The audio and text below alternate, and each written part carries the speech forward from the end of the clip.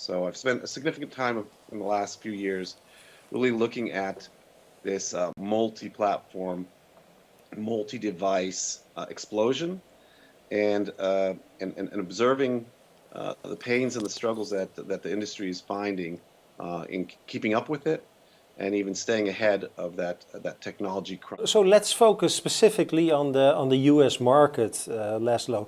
Could you give us a quick overview how you see the US app market developing?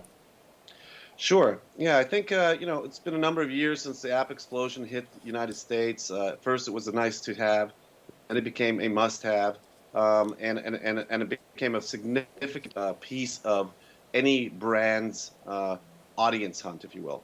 So they're looking for market, expanding their market share, and the best way to reach those audiences is to reach the growth accelerated mobile space, right?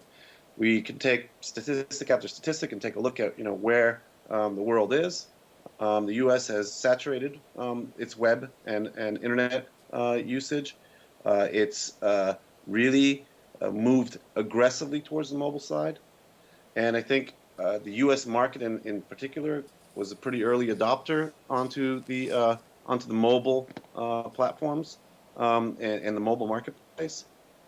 Europe seemed to come out earlier with a lot of interesting things, but the U.S. came on very quickly afterwards and really expanded that reach into the mobile space, looking again for that audience.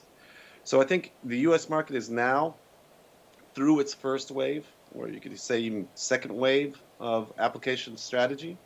The first wave was, oh my, we have to get an application out, and oh my, that's going to be Apple.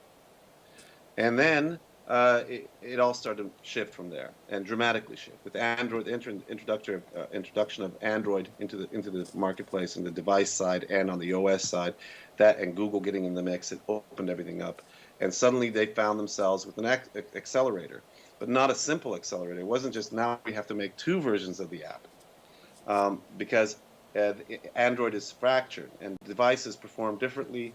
The Android, you can't just build for one Android necessarily and optimize the application. And some of the earlier sectors that jumped into the mobile game were obviously media, entertainment in particular. And entertainment had one thing to hang its hat on, if you will, and that is always quality. And the audience wants quality. So there were a number of different issues delivering online, and mostly bandwidth oriented.